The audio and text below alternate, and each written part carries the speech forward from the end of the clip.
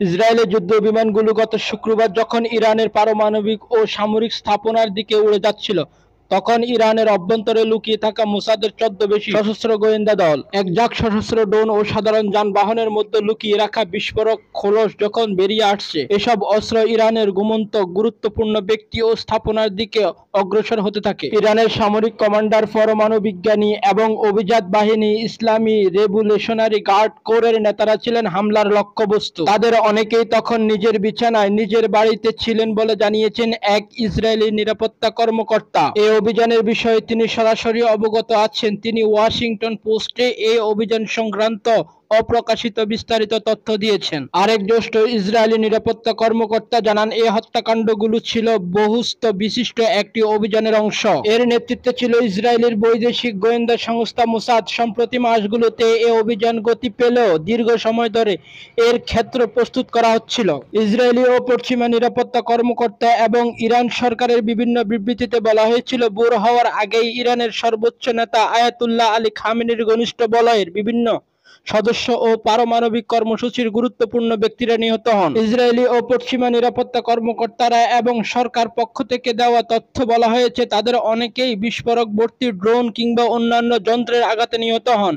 এসব বিস্ফোরক তেহরানের কেন্দ্রস্থল, আবাসিক ভবন ও অন্যান্য স্থাপনায় বিস্ফোরণ ঘটিয়ে গতির সৃষ্টি করা হয়। ইসরায়েলের উগ্রপন্থী নেতানিয়াহু সরকার এই অভিযানের নাম দিয়েছেন রাইজিং লায়ন। এই অভিযানের জন্য একটি গোপন গোয়েন্দা দলকে সক্রিয় করা হয়। পাশাপাশি সক্রিয় করা হয় ইরানের ভিতরে মজুদ রাখা অস্ত্রের গুদাম ও অন্যান্য সক্ষমতা। এসব গোয়েন্দা ও অস্ত্রশস্ত্র সপ্তাহ কিংবা মাসের পর মাস ইরানের ভিতরেই নিষ্ক্রিয় অবস্থায় ছিল। ওই জ্যেষ্ঠ ইসরায়েলি নিরাপত্তা কর্মকর্তা বলেন, এই পরিকল্পিত হত্যাকাণ্ড ছিল হামলার পরিকল্পনার প্রথম ধাপের একটি অংশ। ইসলামী রেভলিউশনারি গার্ড এবং ইরানি শাসন ব্যবস্থার নীতি নির্ধারকদের হত্যার উদ্দেশ্যে এই হামলার পরিকল্পনা করা হয়। তিনি আরো বলেন, তারা কোন কোন জায়গায় ছিলেন তা আমরাও জানতাম। প্রথমে কথা বলা ইসরায়েলি নিরাপত্তা কর্মকর্তা জানান, ইরানের দ্বিতীয় স্তরের যেসব কমান্ডার ও শাসন ব্যবস্থার কর্মকর্তাদের ইসরায়েল হত্যা করতে পারে বলে মনে করা হচ্ছে, তাদের হুমকি দিয়ে বার্তা পাঠিয়েছে মোসাদ। গতকাল ভোররাতে গোপনে নির্দিষ্ট লক্ষ্যবস্তুগুলোর উপর হামলা চালানো হয়। পরে সময় গড়ানোর সঙ্গে সঙ্গে হামলার ব্যাপ্তি বাড়ানো হয়। পরে তা ইরানের পারমাণবিক ও সামরিক স্থাপনার ক্ষেপণাস্ত্র ও বিমান হামলায় রূপ নেয়। অর্থাৎ গোপন হত্যাকাণ্ড দিয়ে শুরু হলেও পরে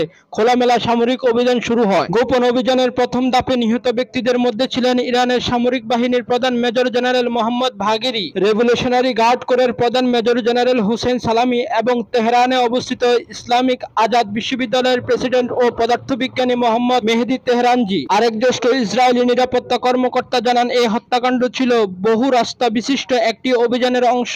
এর নেতৃত্বে ছিল ইসরায়েলের বৈদেশিক গোয়েন্দা সংস্থা মোসাদ। সাম্প্রতিক মাসগুলোতে এই অভিযান গতি পেলেও দীর্ঘ সময় ধরে এর ক্ষেত্র প্রস্তুত করা হচ্ছিল।